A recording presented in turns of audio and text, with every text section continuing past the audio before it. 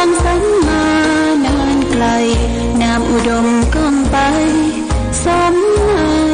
ฉายาก่อนเป็นวัดร้างโบราณสืบสาน2524พระมหาราชครูเกษราปัญญาปรมาติกาจารย์จากวัดดับภัยเชียงใหม่สืบสานเวลาผ่าน131 ปีนานไกล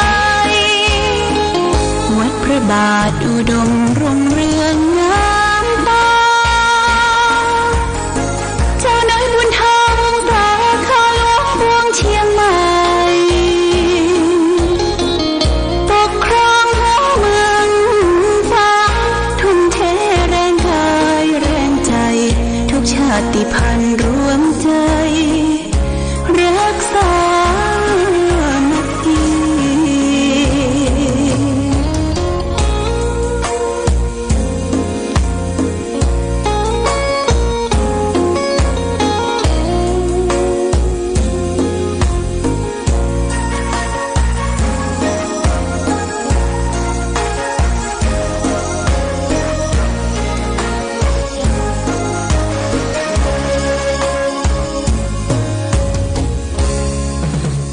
เป็นวัดร้างโบราณ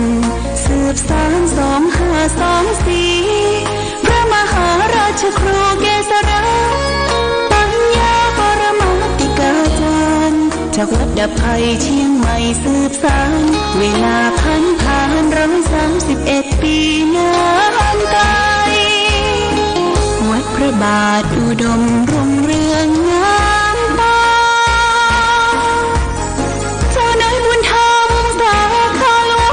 เชียงใหม่ปกครองหัวเมืองฟ้าทุ่มเทแรงกายแรงใจทุกชาติพันธุ์รวมใจรักษามัคคี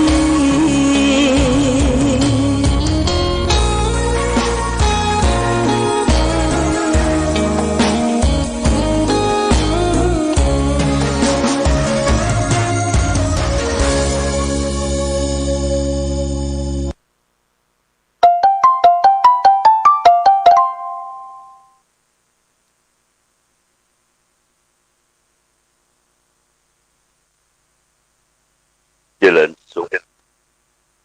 ศรัทธาสาธุชนญาติโยมท่านพุทธบริษัททั้งหลายวันนี้รายการธรรมประทีปส่องต่างก็ได้มาพบปะกับพ่อแม่พี่น้องศรัทธาสาธุชนญาติโยมแห่งครั้งหนึ่งวันนี้เป็นวันศุกร์ที่26เดือนพฤษภาคมพุทธศักราช2566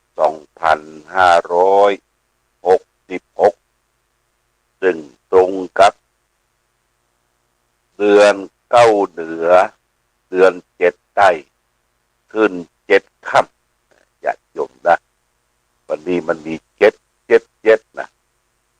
ขึ้น7ค่ำเดือน7ใต้ถึง9เหนือวันนี้เป็นวันศุกร์วันสุดท้ายของสัปดาห์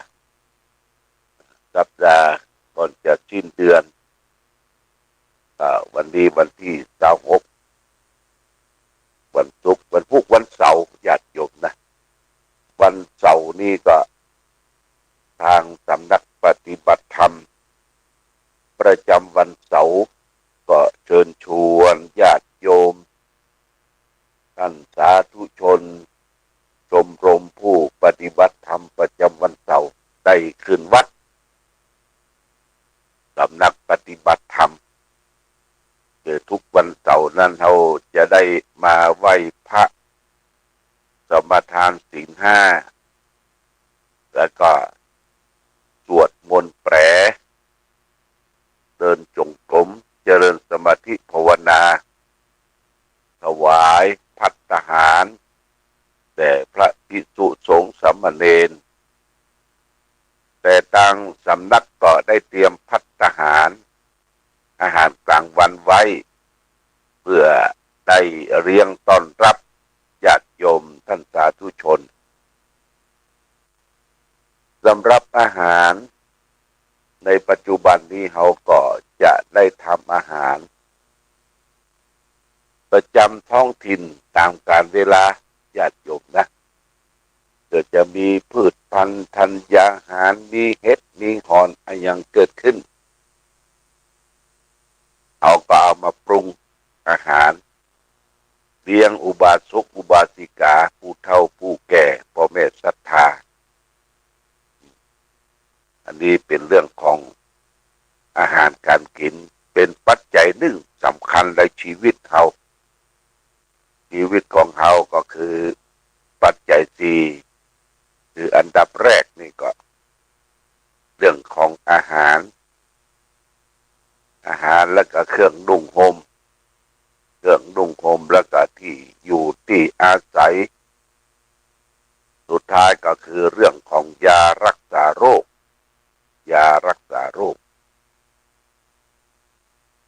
อาหารที่ขึ้นชื่อตามป่าตามเขาในปัจจุบันนี้ก็คือเรื่องของเห็ดถอบ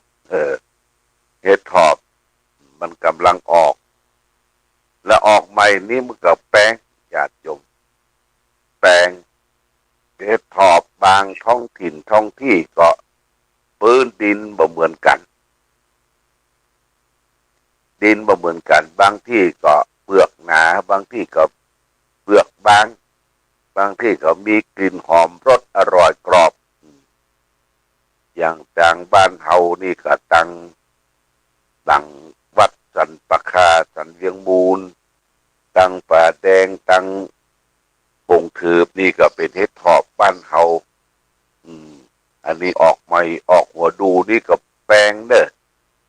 เมื่อมันแปลงแล้วก็มันบ่เข้าวัดเด้อมันไปเอวตามรอบนอกวัดก่อนถ้ามันถูกว่าใดในดำแล้วมันก็เริ่มเข้าวัดแล้วถ้ามันนักหนาป้านเปิ้นก็บอกว่าไอ้โม่งดำครบตุบนี่ออกหูซานะนี่เห็ดถอบนี่เอามาปรุงได้หลายอย่างที่ง่ายๆก็คือต้มเค็มอย่าต้มเห็ดถอบเปิ้นใส่ใบบะเมามันเปิงกับเปิ้นใส่แบบต้มเค็มทำตำน้ำพริกข่าอันนี้เห็ดถอบหรือจะเอามาแกงก็ได้มาแกงแซมกับหน่อส้มแกงใส่ไก่ใส่หมูยังได้หรือจะเอามาผัดญาติโยมผัดนี่ก็อร่อยซอยบางๆผัดแต่ท้องถิ่นบางที่ก็ว่าถ้าเห็ดถอบมันนักหลวงพ่อก็บอกว่าซื้อไว้เมื่อมันนักเนี่ยแล้วเอามาต้มแล้วก็เอามานึ่งก็ได้ต้มก็ได้อัดใส่ถุงแล้วก็เอาไปแช่อยู่ในช่องฟิตช่องเย็นนี่กินได้หลายมื้อหลายคาบกินได้เป็นปีนะญาติโยมกินได้เป็นปีเห็ดถอบจากเห็ดถอบมันก็จะมีเห็ดไข่ห่านเห็ดแดงเห็ดหยังแต่เท่าที่สังเกตและได้ทราบได้หันก็คือเห็ดไข่ห่านนี่มีพิษนะญาติโยมถ้ามันออกนอกสถานที่บ่ควรที่จะออกอย่างเช่นว่าออกทางปืนเกาส้มต้นส้มออกถึงปืนต้นไม้เกี้ยไม้สน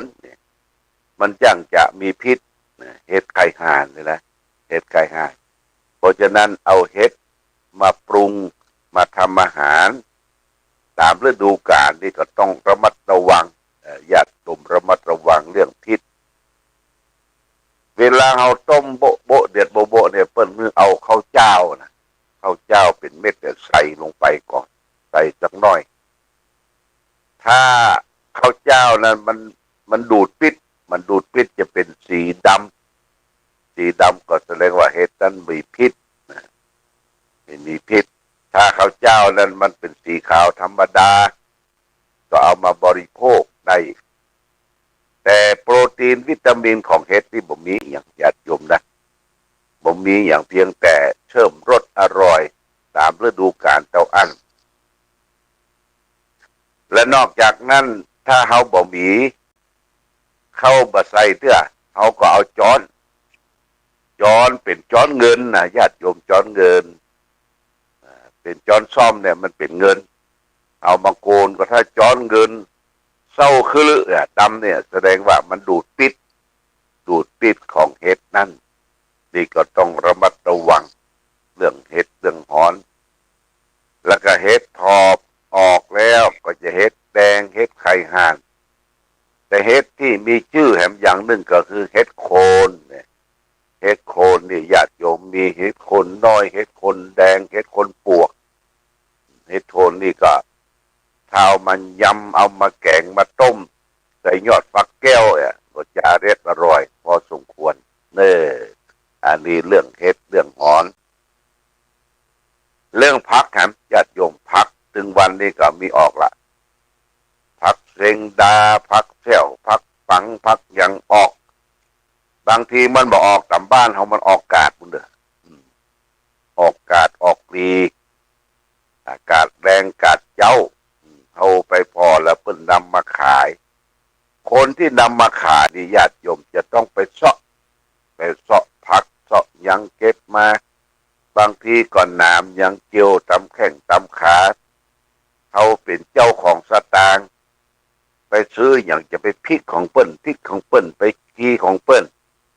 แล้วก็ซื้อบ่ต้องไปต่อนักพอของนี่มันเป็นธรรมชาติมันเหมือนจะได้กินสักครั้งหนึ่งปีหนึ่งบางคนก็ไปต่อเปิ้น3 มัดกา3 มัดกา4 มัดกาเนี่ยดูเปิ้นเหมาะกันไปอยากเห็นแล้วก็นอหำละอาหารท้องถิ่นตอนนี้จะมีหน่อบุญคำว่าหน่อบุญนี่ก็คือหน่อที่มันออกตามเก้าซางออกตามต้นบงออกตามหน่อไร่เป็นเก้าไร่มันจะบ่โพดดินนะหน่อบุญเนี่ยต้องไปเสาะเอาตามพื้นดินนี่หวานเนี่ยหวานจะมีหน่อไร่หน่อบงหน่อซางแล้วก็หน่อไม้ไผ่ตรงหน่อไม้ไผ่ตรงหน่อที่เพิ่นปลูกขึ้นมาเองหน่อชนิดนี้ก็จะแข็งหน่อยก็จะเป็นหน่อธรรมชาติหน่อก็เอามาแกงใส่ผักละแกงใส่ยังแกงใส่แคบหมูแกงใส่ปลาจี้อันนี้เป็นหน่อแกงแล้วก็ยังเอามาต้มแล้วก็เอามาคั่วพ่องเอามายำพ่องนี่เป็นอาหารท้องถิ่นปีในกินหือเตื้อแต่หนอนี่มันเป็นพิษเป็นภัยเนอะ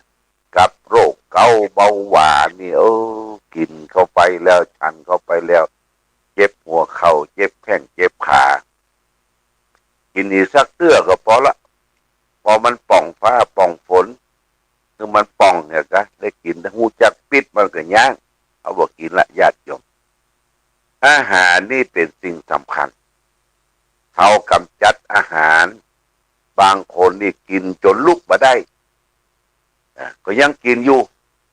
เตียวไปนั่นเตียวไปนี่โกะกะนะโมว่าวันนี้ยังเดินขยกขยเยกก็กินนอแล้วกะแต่เจ้าเดี๋ยวกินนอนี่ญาติโยมอย่าไปฝืนนะอย่าไปฝืนฉะนั้นบะหมี่อย่างกินก็กินข้าวบะได้ญาติโยมกินข้าวบะได้กินเพื่อในท้องเขามีอาหารย่อยถ้าท้องเขาบ่มีอาหารย่อยมันก็จะไปย่อยตัวเองมันจะทำให้กระเพาะเป็นแผลก็เป็นโรคกระเพาะทำละอย่างโรคกระเพาะเขาจะต้องเอาอย่างมายุกมายากระเพาะอาหารอาตมาไปปุ่นที่เมืองเชียงตุงมีพระฤาษีตนหนึ่งอันนี้ซะบักกินข้าวญาติโยมบักกินข้าวบักกินอาหารกินนมและตาซอยอย่างเดียวและตาซอยอย่างเดียวนะอยู่ได้เนอะร่างกายเปิ้นบ่อ้วน บ่ปีแต่ร่างกายดีครูบานี่นะครูบาเสือเป็นพระฤาษีอยู่บนยอดเขาพุ่นกินเจกินแก่เฉพาะนมเล็ดตะซอยอยากขึ้นมาก็เอาเล็ดตะซอยมาดื่มมาดื่มเวลาถามว่าครูบาเวลาทายเป็นอะไรมันก็ทายออกมาเป็นน้ำน้ำเหลวๆญาติโยมนะกินง่ายทายคล่องก็ยังอัตภาพชีวิตขึ้นมาได้ที่เฮากินอย่างตึงวันกินจิ้นกินเนื้อกินปลากินอย่างตึงวันนี่ญาติโยมมันกินง่ายทายยากนะกินย่ายทายยากบางเกือวัน2 วัน3 วันบ่ทายเป็นขมุกขมัวอยู่กับท้องกับไส้ลำแต่ปากลำบากท้องบางคนก็มักลาบนี่มันเป็นชื่อตอบง่ายกินข้าวหยังลาบหมูลาบไปอย่างญาติโยมกินข้าวหยังลาบมันลำบากมันอร่อยที่ปากลำบากที่ต้องไส้เฮาบ่รับกับสิ่งเหล่านั้นอาหารบ่เป็นประโยชน์ต่อร่างกายก็ทำให้ร่างกายเฮาเนี่ยเป็นพิษเป็นภัยทรุดโทรมต่อร่างกาย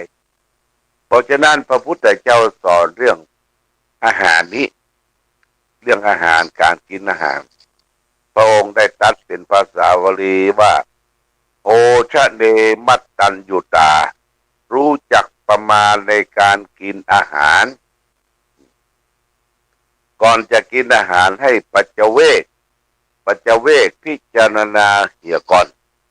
ว่าอาหารที่เขาจะกินลงไปน่ะกินเพื่อประทังอัตภาพชีวิตอยู่ได้บ่กินจนมากจนเกินไปจนว่าโอ้กินข้าวแล้วกินน้ำบ่ได้แล้วบ่กินน้อยจนเกินไปจนร่างกายบ่มีอย่างมาย่อยอาหารผิวผอมโชญาติโยมแต่พระพุทธเจ้าสอนเราเนี่ยรู้จักทางสายกลางรู้จักการพอดีเนี่ยคือรู้จักประมาณในการกินบ่กินนักจนเกินบ่กินน้อยจนเกินไปจนร่างกายเฮานี่อดรนต่อสู้กับอาหารบ่ได้กินแต่พอดีบริโภคอาหารแต่พอดีคือพิจารณาอาหารญาติโยมท่านสาธุชนทั้งหลายอย่างเช่นว่าเปิ้นเลี้ยงบุฟเฟ่นี่ก็คืออาหารเปิ้นทำใส่ถาดหลุมใส่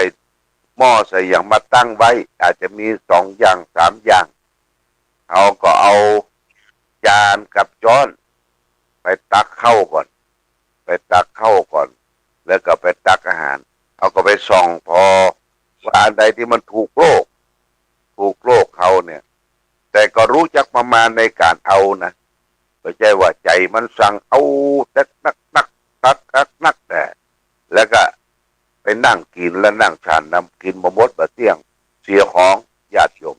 เสียของอย่างเฮาไปพักโรงแรมใหญ่ๆไปทัศนาจรไปที่ไหนเนี่ยก็จะมีบุฟเฟ่ทางนั้นญาติโยมมีบุฟเฟ่ก็มีบัตรไปรับอาหารเพื่อจะแจกบัตรเพื่อเข้าไปนั่งก็ต้องช่วยเหลือตัวเองคือไปเอาจานเอาแก้วเอาช้อนแล้วก็เดินไปตามที่เปิ้นตั้งโต๊ะอาหารฝรั่งอาหารไทยอาหารจีนอาหารเมืองเขาก็ไปรับอาหารรับแต่พอดีนะเปิ้นบ่ฮื้อรับจนเอามากินจนเหลือเบ้อที่จริงก็เปิ้นก็บอกว่าอย่างญาติโยมพอเฮาเสียสตางค์ไปนอนโรงแรมแล้วแต่ว่าลักษณะของผู้ดีคนที่มาเก็บเป็นบอยเป็นอย่างเดียวโอ้อันนี้กินอย่างโอ้บ่รู้จักประมาณในการกินที่หายย้ายญาติเป็นของกองพนันทบคิดว่าเสี่ยวสตางค์ละกินค่ำเปิ้นไม่ใช่อันนี้รู้จักประมาณในการกินการบริโภคอาหารเฮาก็จะมีสุขภาพร่างกายแข็งแรงญาติโยมนี่สำคัญเด้อพระพุทธเจ้าบัญญัติคือพระสงฆ์ค คือฉันอาหารวันละมื้อสองมื้อว่าแมลงนี่เปิ้นบัญญัติว่าบ่คือล่วงเกินตั้งแต่เที่ยงวันไปจนถึงรุ่งอรุณมีเวลาวิกาลเรียกว่าวิกาลโภชนาเวรมณีสิกขาปะทังสมาเวรมณีคือเว้นจากบริโภคอาหารในเวลาวิกาลแต่เวลาวิกาลเวลาเมื่อคืนเนี่ยคือร่างกายเฮาเนี่ยมันก็ตากตำทำงานมาแล้วมันต้องการพักผ่อนญาติโยมพักผ่อนอย่างเช่นไปเนี่ยการนักเข้ามาแล้วก็มาก็โซนเข้าที่นอนก่อนยังบ่ได้อาบน้ำนะว่าอาบน้ำอาบท่ารับก่อนแล้วก็พอมันอ่อนเพลียแรงตื่นขึ้นมาอาบน้ำอาบท่าแล้วก็อาหารเพิ่นบ่ฮึกกินนักนะเพิ่นบ่ฮึกกินนักตอนมื้อค่ำเนี่ยเพราะว่าร่างกายเฮาก็จะบ่นักเนี่ยตื่นขึ้นมามันก็คล่องเนื้อคล่องตัวบ่อืดเปิ้นฮื้อฉันเปิ้นฮื้อดื่มจำพวกนมจำพวกน้ำปานะน้ำปานะนี่ก็คือน้ำผลไม้ที่คั้นออกมาเอาไปปั่นก็ดีคั้นออกมาก็ดีเพราะว่าน้ำปานะน้ำถั่วน้ำเต้าหู้เนี่ยน้ำปานะบางคนประเดี๋ยวนี้อย่างเหมาเอากำอู้ตุเจ้าไปใจเวลาไปกินเหล้าไปกินน้ำปานะวะโอ้ไปกินน้ำปานะอะไรยังก็35 ดีกรีว่ากันมาจากผลไม้กันมาจากมักดองอันนี้เป็นกรรมที่พิษนะเอาเหล้าว่าเป็นน้ำปานะนี่บ่ได้ญาติโยมนะเราสุรากันยาเมาเครื่องดองของเมาอันนี้เป็นน้ำปานะบ่ได้เพราะมันเป็นมีดีกรีมีของมึนเมาเสพเข้าไปเนี่ยเดือดร้อนร่างกายตัวเองไม่ปอดไม่ไส้เป็นบ้าใบสึงตึงเป็นสะปะญาติโยมนะที่เรื่องเรื่องอาหารอย่างเดียวก็ปาเข้าไปเวลาพอสมควรเพราะฉะนั้นรู้จักประมาณในการบริโภคการกินโภชเนมัตตัญญูตารู้จักประมาณในการบริโภคอาหารอาตมาได้เคยไปสำนักใหญ่ๆอย่างที่สำนักสวนโมกขพารามวัดทานน้ำไหลวัดหลวงพ่อพุทธทาสเพิ่นเขียนติดไว้ว่าไม่ต้อนรับสำหรับบุคคลที่ล้างจานไม่เป็นล้างจานไม่เป็นนี่เพิ่นบ่ต้อนรับเขาจะต้องไปช่วยเหลือตัวเองพอถึงได้เวลารับภัตตาหารแล้วเขาก็เอาบาตรของเขานี่นะบาตรตู้เจ้านี่ก็ต้องเป็นบาตรปัจจุบันนี่อย่าเต็มเป็นบาตรสแตนเลสบาตรที่มันบ่เป็นหอมันไปเป็นสนิมก่อนมาเป็นบาตรเล็กเขาต้องโฮมบาตรญาติโยมโฮมบาตรเพื่อสนิมมันเกอะมันเกาะ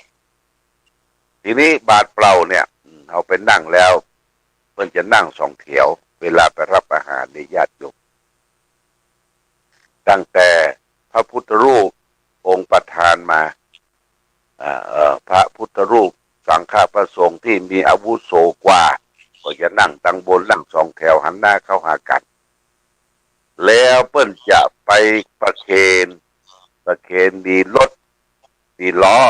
รถต่ำๆและมีล้อน้อยประเคนเข้าก่อนญาติโยมเป็นข้าวเจ้านี่นะเป็นข้าวสวยข้าวนึ่งก็มีพ่องบางที่เมื่อประเคนองค์แรกแล้วเพื่อจะยูล้อมายูล้อเข้าระหว่างกลางสังฆพระสงฆ์ที่นั่งหันหน้าเข้ากันเพื่อจะตักเอาคนเอาโปรแต่พอดีเอาทัพพีกา2 ทัพพีกาก็ยูล้อต่อพอใจแล้วยูล้อต่อไปจนถึงสุดท้ายต่อไปประเคนของขาวอาหารของขาวน่ะ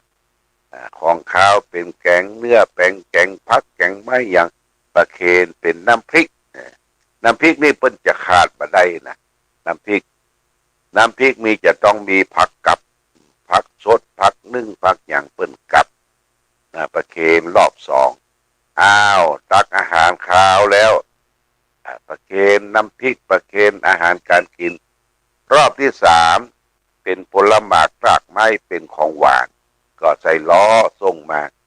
เนี่ยรอบเดียว3 รอบเนี่ยเป็นอาหารแต่ละอย่างรอบแรกเป็นข้าวรอบที่2เป็นอาหารข้าวรอบที่3เป็นอาหารที่เป็นผลหมากรากไม้เป็นของหวานผ่านพ้นไปหมดทุกเจ้ารับบทแล้วก็เหลือจากนั้นก็เป็นของญาติโยมท่านสาธุชนทั้งหลายการตักอาหารเนี่ยเป็นว่าพิจารณาอาหารแล้วก็รับอาหารแล้วก็เพื่อจะมานั่งประนมมือกล่าวคำปาติสังขายโยนิโสปินทะปาตังปฏิเสวามิอันนี้ปฏิพิจารณาอาหารว่าอาหารที่เรารับมาแล้วฉันลงไปเพื่อยังอัตภาพชีวิตมีอยู่พอดำเนินภาคเพียรสร้างความเพียรปฏิบัติธรรมได้อาหารนี่มันเป็นของบริสุทธิ์ได้มาจากการบริสุทธิ์มาถูกต้องร่างกายที่อันเป็นสกปรกญาติโยมร่างกายเขานี่มันสกปรกนะพอคือลงลำคอไปแล้วตุมาจะลองหากลองต้นออกมาเนี่ยเหม็นนะเหม็นนะมันมากับอาหารในร่างกายเขาในตองในปุ่มในไส้นี่เหม็นไอ้อย่างที่มันปิดความเหม็นปิดความสกปรกก็คือเนื้อหนังเขาเนี่ยเนื้อหนังบางสั่งญาติโยมอาหารไปบูดในท้องมันมีแก๊สมีอย่างผายลมออกมาก็เหม็นผายลมนี่ก็คือตด ตดแล้วก็สมมุติว่าไปปรุงไปถ่ายนี่ก็เหม็นมันมักมันบ่มอยู่ในท้องบางทีก็เป็นวันบางทีก็2 วัน3 วันเพราะฉะนั้นบริโภคอาหารที่เป็นประโยชน์ต่อร่างกายกินง่ายถ่ายคล่องเนี่ยคือถือไว้เป็นหลักนี่ก็ฝากไว้คือแก่ญาติโยมท่านสาธุชนทั้งหลายอาหารนี่เป็นปัจจัย1ในปัจจัย4ปัจจัยที่1ก็คือเครื่องนุ่งห่มอาหารบิณฑบาตปัจจัยที่2เครื่องนุ่งห่มปัจจัยที่3ที่อยู่อาศัยปัจจัยที่4ก็คือยารักษาโรคอย่างนี้เป็นต้นเอาละอยู่ในช่วงท้ายนี้วันนี้เป็นวันศุกร์เบิดก็จะได้มาพบกันใน